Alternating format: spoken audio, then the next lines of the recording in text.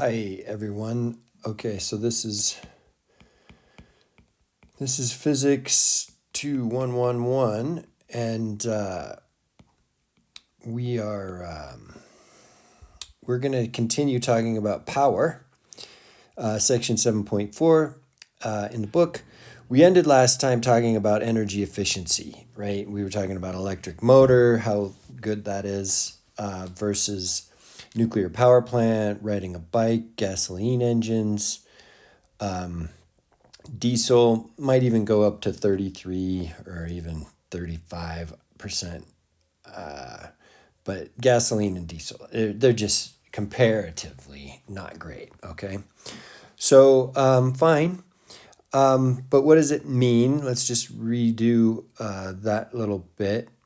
This means that if we take 100% times our energy in divided by energy out, that'll give us our percent efficiency. Okay, so this is important.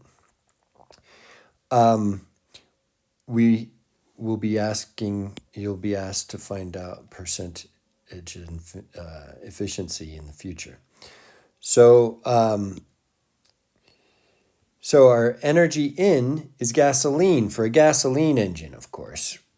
Let's back up here a little bit.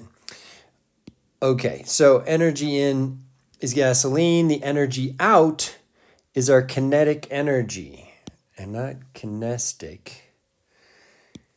It's kinetic energy. And so we all know Ke equals 1/2 mv squared. That's something you really need to put to memory. So for a gasoline engine, that efficiency, the in energy versus the out energy that you get from actually moving your car down the road with some velocity, is a 30% transmission. It's worse than that, actually. I'm taking us all the way from the gasoline to the kinetic energy, and that's not even how they actually do it. They get,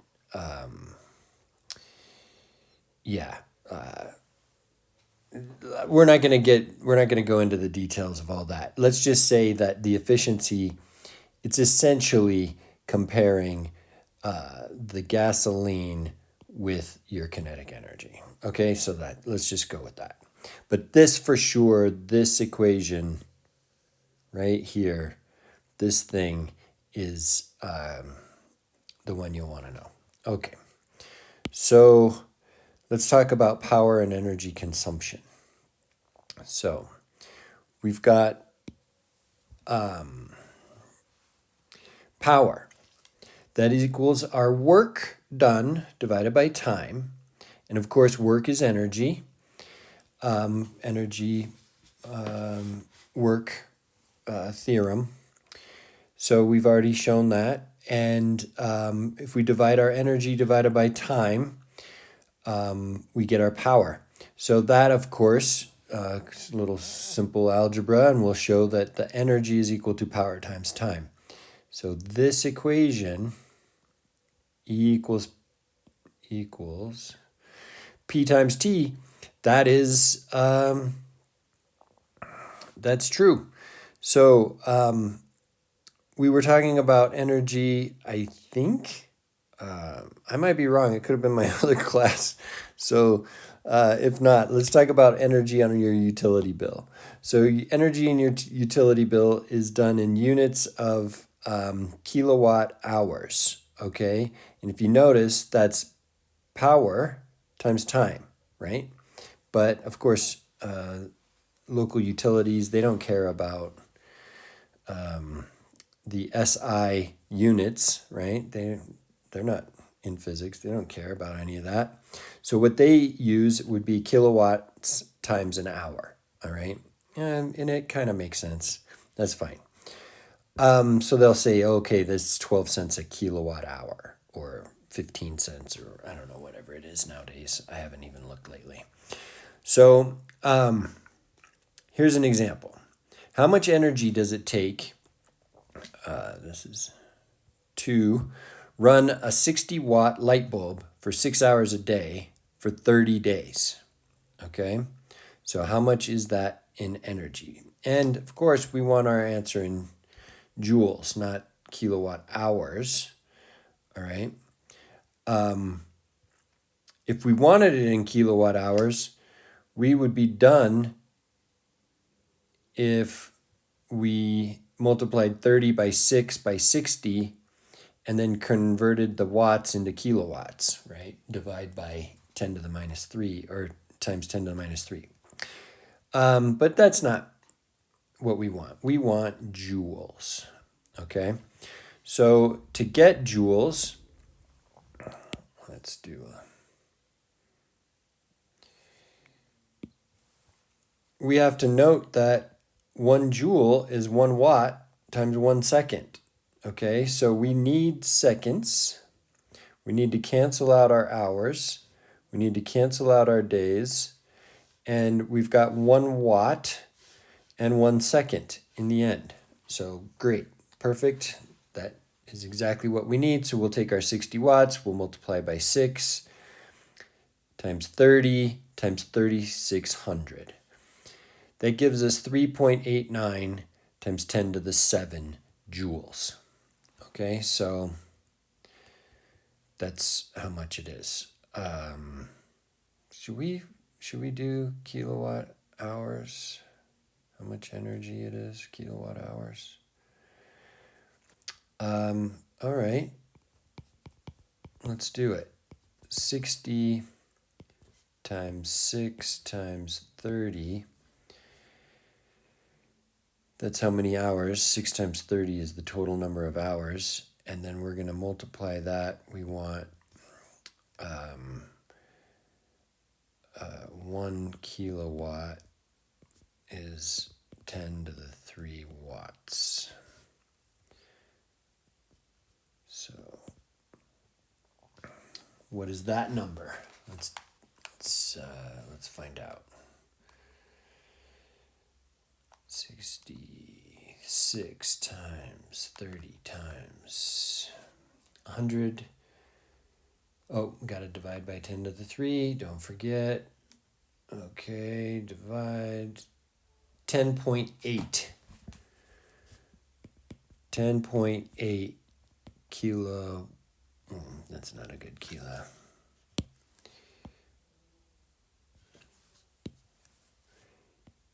Kilowatt hours. And if it's, I don't know, let's just say 10 cents, right? 10 cents times. That's really only $1.08. So even though it seems like a lot of joules, at 10 cents per kilowatt hour, that's really only $1.08, right? However, it is a lot of energy. So energy is cheap, still fairly cheap, and that's not good for our future. Let's say climate and all that other jazz. All right, so we talked about a person who could do a bench press of 100 kilograms. They did that 0.5 meters. So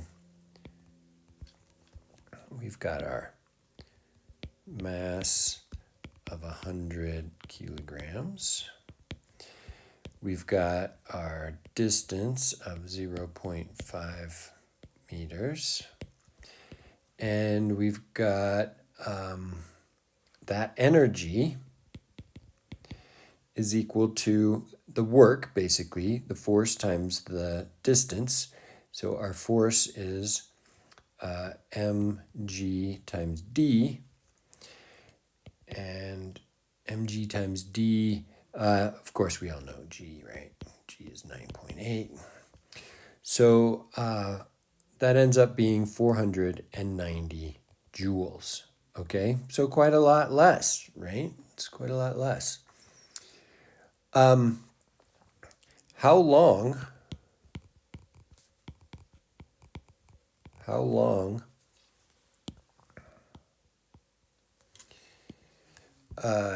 can we leave a light bulb on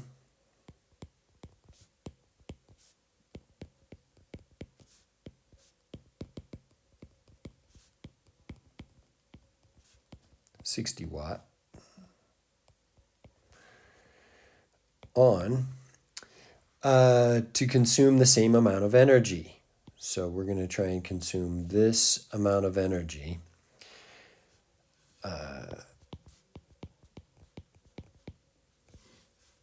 490 joules. So we've got this 60-watt light bulb. How long can it go before, if we were the ones supplying the energy with our muscles, we couldn't, let's see how far we can get that light bulb to go. So let's use our equation. Let's use our E equals P times T and solve for T. So T is equal to our energy divided by our power. Our energy is 490 joules. We're going to divide out by 60 watts. And of course, that's going to leave us with a second. That's good. That's exactly what we need. And the amount of seconds that we get out of that is 8.7 seconds. So a lot of work, right? You and I both know it's very hard to lift 100 kilograms in that distance. That's a lot of energy, but still not very much compared to what goes into our lighting. Another reason for getting those more efficient light bulbs. Okay, so how much energy, oh my gosh, how much energy did the bench press woman use? All right, so she had 490 watts was her P average for 30 seconds. So we can calculate that energy is equal to our power times time, and that's easy. 490 times 30 seconds, and that's, let's just write joules here. So we have some units. And that energy is, what do we have here? 15,000 joules. All right. So how does that compare really to this 3.89 times 10 to the 7 joules? That's a lot. That's a lot of joules. So she did a lot of work, but nothing like turning a light on for 6 hours a day for a month. And how many times do you guys do that, right? And you don't even think about it. So I don't know. It's something for you to contemplate. Sorry about that. Let's go here and do this. All right. So our here's where we start talking about potential energy. And I really like doing this lecture in the classroom, but it can be very interactive. But at any rate, we're going to do it here instead. We just didn't have time. So we're going to talk about our potential energy of a system. Our system is going to be a roller coaster. roller coaster.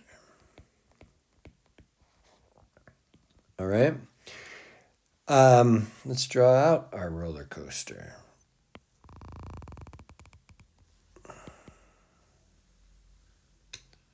So that's our graph. We're going to start up here at some height, and then we're going to come down. It's a sweet roller coaster. We're going to come down really fast, and then we're going to go over here like this, and then we're going to come back up, and we're going to level off and roll into the station. All right. What am I calling that? B.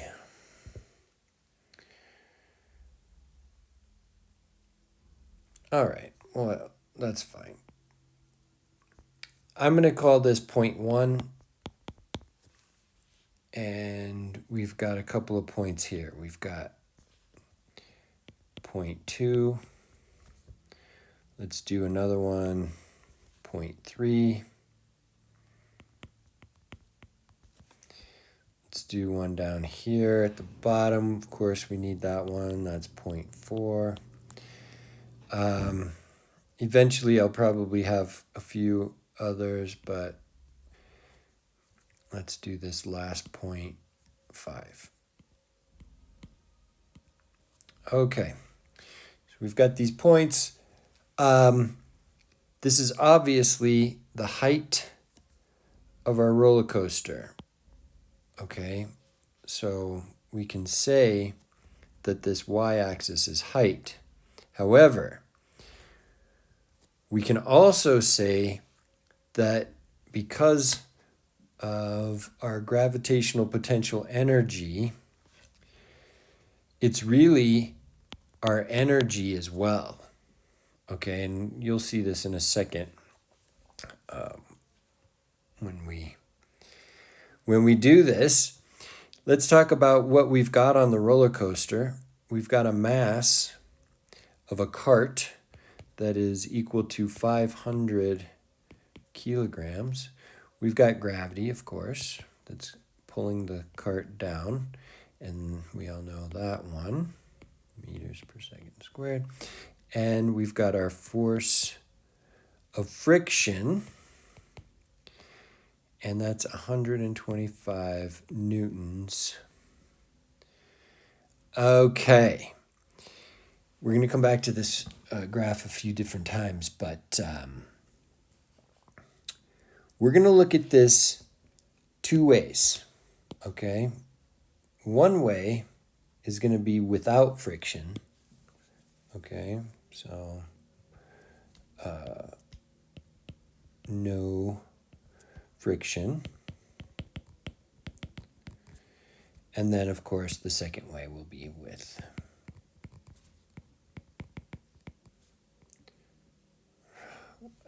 What just happened? Friction. Okay.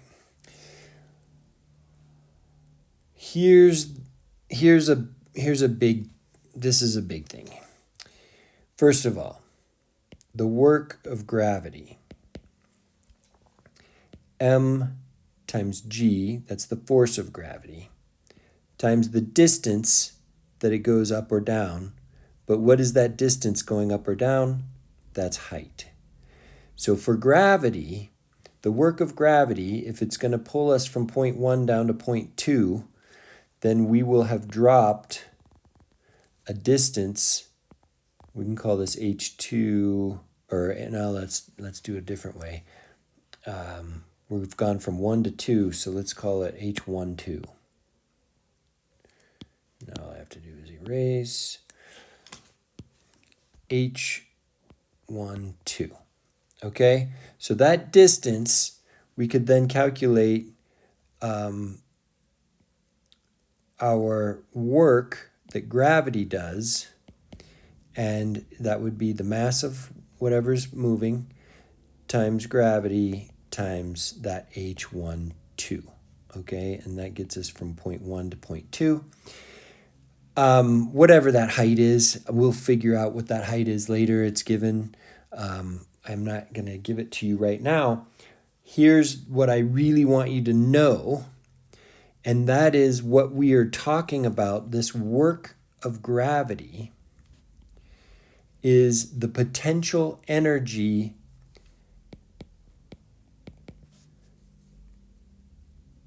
the relative potential energy. Okay, so potential energy for gravity is mgh. Now let's say this is the end.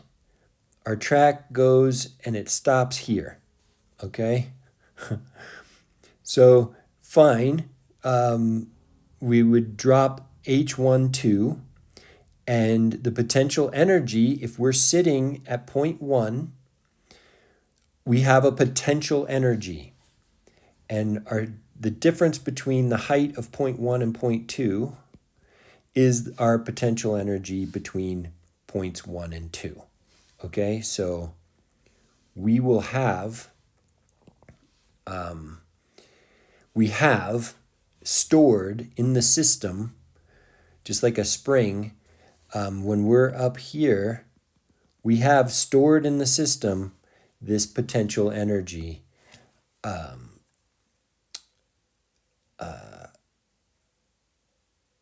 And we can release it. Okay, so we release it. The cart rolls down. It's now at H2, point 2. So what has happened? We have converted that energy into kinetic energy. Okay? So we've converted that potential energy into kinetic energy. And we can do some equations, we can do some equivalences. There's all kinds of stuff we can do, but the thing that I want you guys to know is the potential energy prior to our movement is equal to the kinetic energy after. Okay, so we can then say that mgh is equal to 1/2 mv squared. And then you can solve, of course, we'll get rid of the m's, but you can solve for anything you want. We can solve for h. H equals v squared over 2g. We could solve for v, which is very common. We want to know how fast are we going to go because of our height. That we had potential energy. We want to know what is our kinetic energy going to be. How fast are we traveling? So we can solve that. So we say, okay, well, we've got 2gh square root. Okay, so this potential energy equals kinetic energy is going to be a big deal. All right, we're going to use that a lot. And these equations you're going to want to get used to, especially this one, because that's the one you start with and then you manipulate it to get whatever it is you're looking for. All right, so let's come back to our graph here.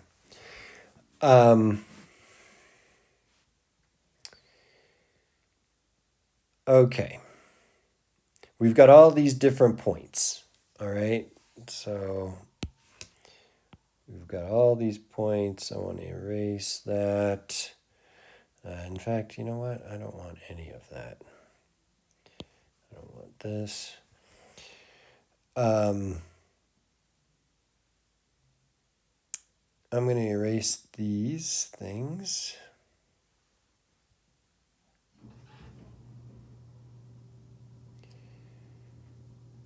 And there's a faster way for this eraser to work, but I'm old. I'm going to do this in the manual way. Okay. So, in fact, I want to get rid of all this. First of all, keep in mind, we're going to do it the first way with no friction. Okay, so number 1, here, let's write up here, number 1, sans friction, no friction. We're going to do it again with So now I can get rid of that as well. Let's see if I can erase regions. Doesn't really work very well. Let's just do this.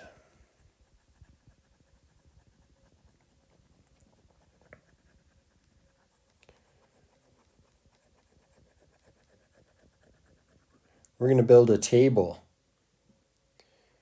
for all of the points on our graph. We're going to figure out all the kinetic energy, all the potential energies, all the total energies. We're going to do all of it. Our potential energies. Let's do one, okay? Let's do one potential energy. We're going to do 0.1. So here's our bar graph. And if we notice on this bar graph, every single thing, do we have any kinetic energy? Ask yourself, are we moving? No. Our velocity at this point up here, v equals 0, okay, at 0.1. So we have no kinetic energy. We're about to roll because there's no friction, and so, you know, a gust of air or whatever is going to push us forward. So we're about to roll, but all of this here, all of this in here is potential energy. All right, so what is that potential energy? Potential energy at 0.1. We're going to say that that equals the difference in height for 0.1. Oh, you know what? Let's step back a minute. We're getting a little ahead of our shoes. We got to put some data in here. Our heights. Our height. Here we go. 0.1 is h1 equals 25 meters. We'll come back and do some of the other ones. h2 is equal to 15 meters. h3 equals 10 meters. h4, what do you think h4 is? That's the bottom of our situation, 0 meters. h5, we're back up to our 10 meters. Okay? All right, so now we can go through and we can figure out what our potential energy for 0.1 is. So we'd say our mass times gravity times our height. So this is a relative potential energy. It's relative to this spot here. In fact, I really should delete this, and we'll do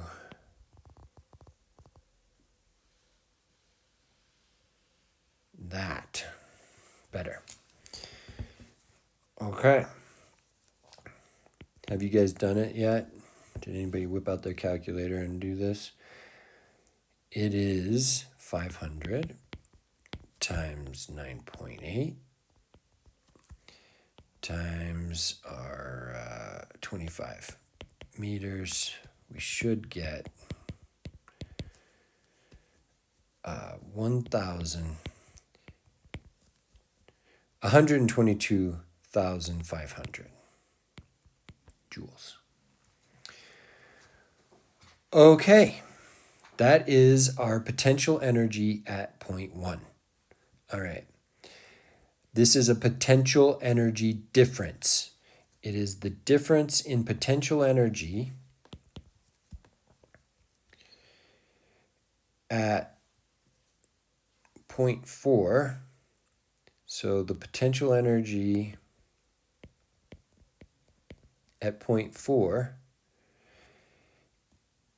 do I want to say, I want to put it in, I want to make sure this ends up being positive. So potential energy of 1 minus the potential energy at 4. Okay, or what's another way of saying that?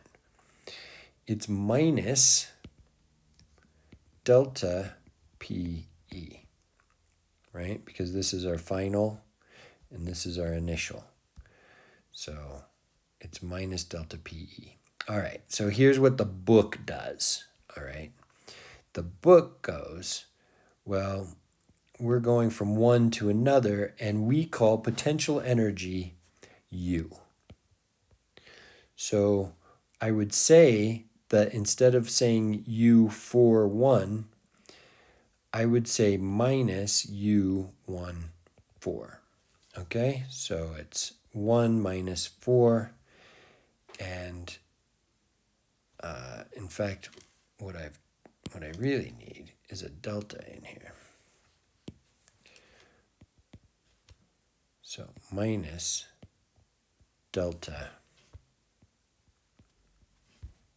Okay? All right, so you can do it any way you want to. All right?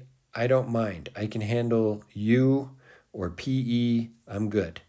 So whatever you want to call it, I like calling it PE. Keeps things simple because what are we dealing with? We're dealing with potential energy. So you can call it U if you want to introduce some other variable and you not have to write out PE. That's fine.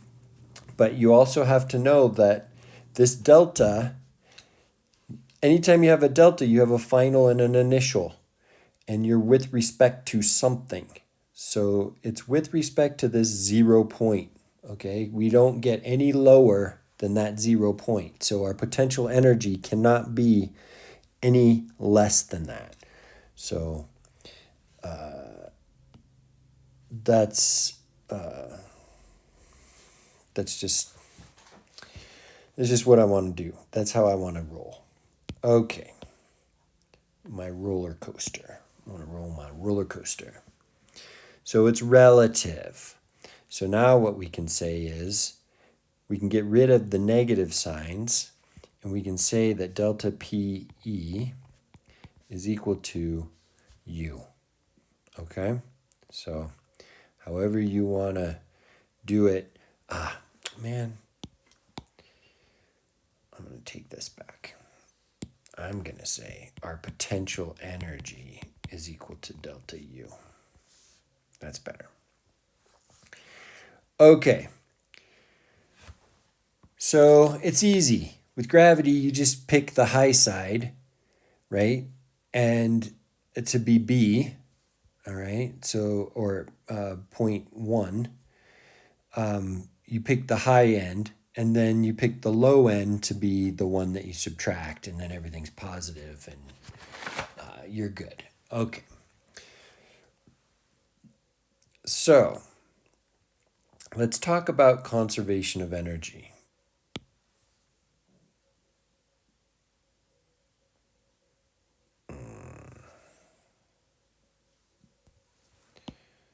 Get rid of that. All right, let's talk a little bit about conservation of energy.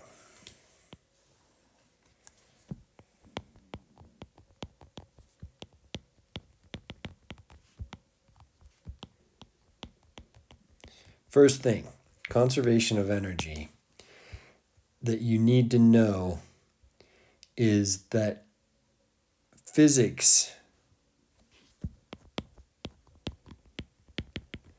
and this is definitely on the test. So physics is the study of energy. I'm capitalizing energy just because it's, I don't know. In Germany, they capitalize all nouns. I think I was German in a past life, but I'm capitalizing it because it's really this energy that we're talking about, right? It's the study of energy in all of its forms.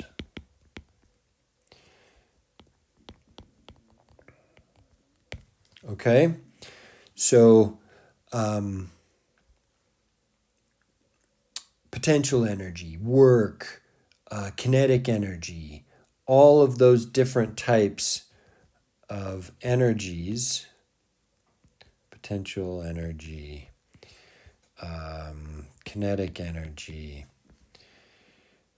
it's all conserved into what we might call our total energy for the system.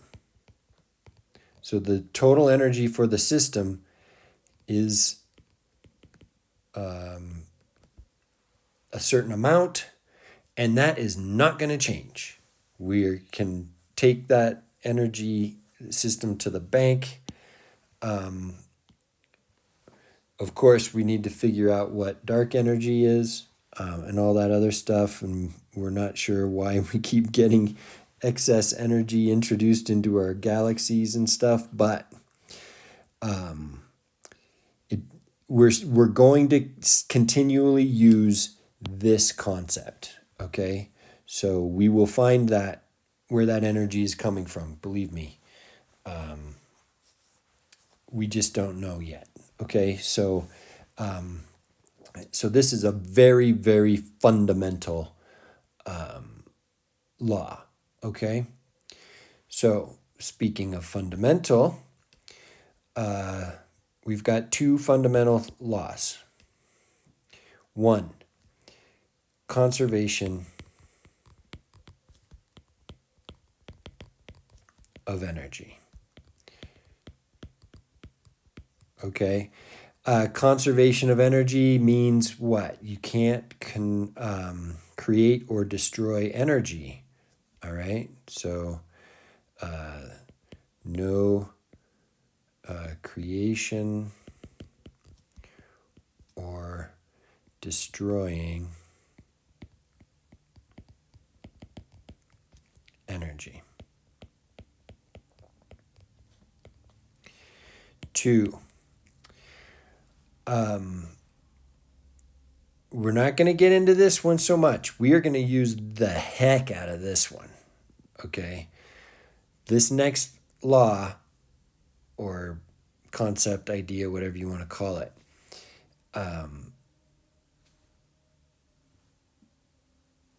is the maximization of entropy.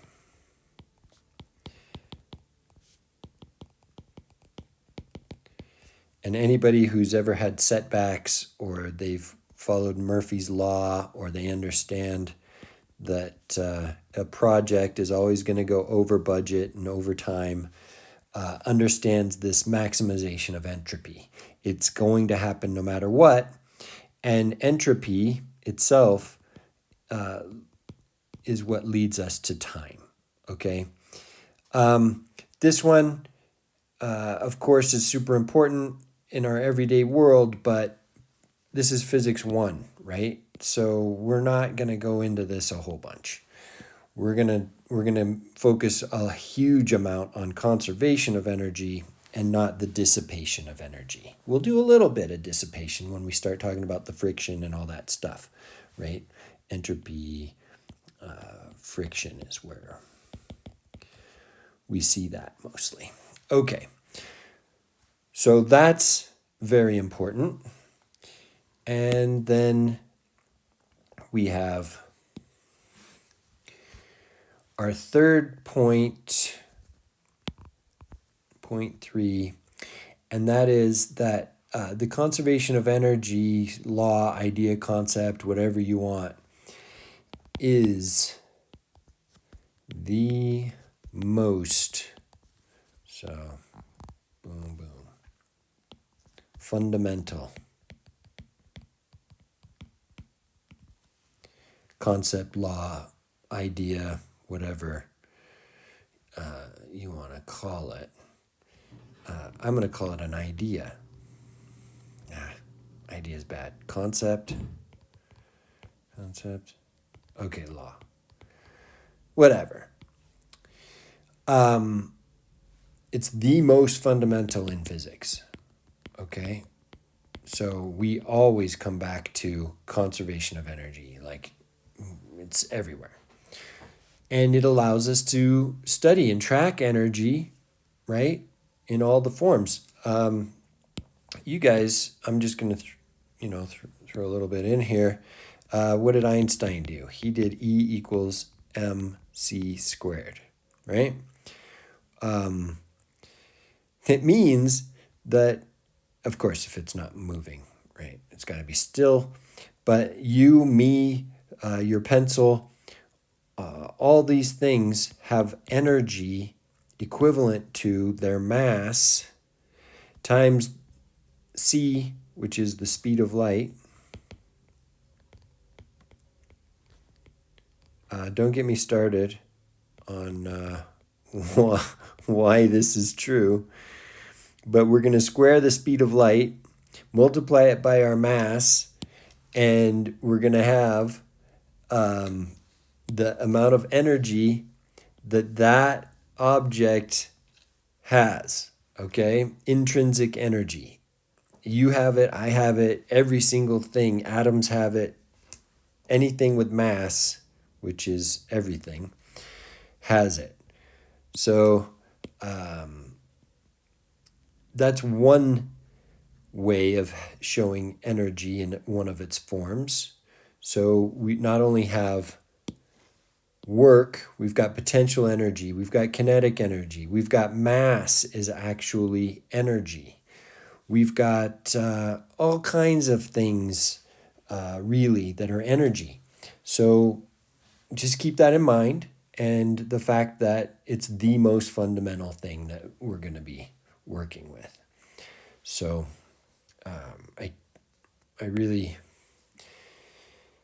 I think I've stressed that enough. All right. Even though I can't stress it enough. All right. So let's go back to our drawing. So we have this drawing, and if I go like this across the top of our graph, I could say that is our total energy. Total energy for the system. Okay? That's our total energy for the system. Meaning that there's going to be points along the way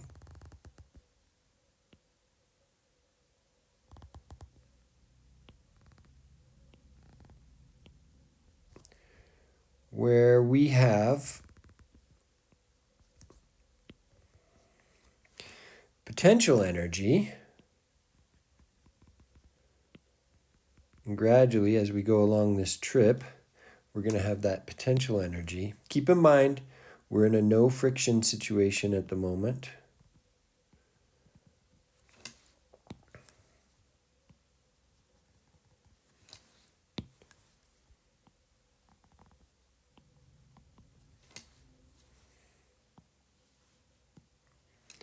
Okay, so everything in blue is our potential energy. Everything in green, we have to account for it, right? So we're accounting for it. And we're not losing any energy to friction or, whatever. Frictional forces may be out there, or frictional things that suck energy out of our system. So all of that energy that we had potentially will come back to us. So here at 0.5, we have gained back the same amount of energy that we had going in, okay? This is obviously 3D because this point and that point are the same height. So, yeah, look at it in a 3D sitch. Okay. All right. So, not the best drawing. I'll just draw another one. So this is our total energy for the system. Okay. We have a total energy. And if you notice, we can add our kinetic energy and our potential energy together. And when we do, we're going to end up with our total energy. So our total energy is equal to our potential energy plus our kinetic energy. Huge, okay? This is, though, without friction. Okay? Okay. Do I want to talk about friction? No, I don't want to introduce friction yet. Let's just keep going. I think what I'm going to do is I'm going to record this one with friction and record the other one. No, where am I at here? We still need to go forward. We need to move forward. So I'm going to stop here and we're going to start tackling an actual roller coaster and looking at, without friction, we're going to look at all the different things. So, yeah, I think we're going to stop here. Okay.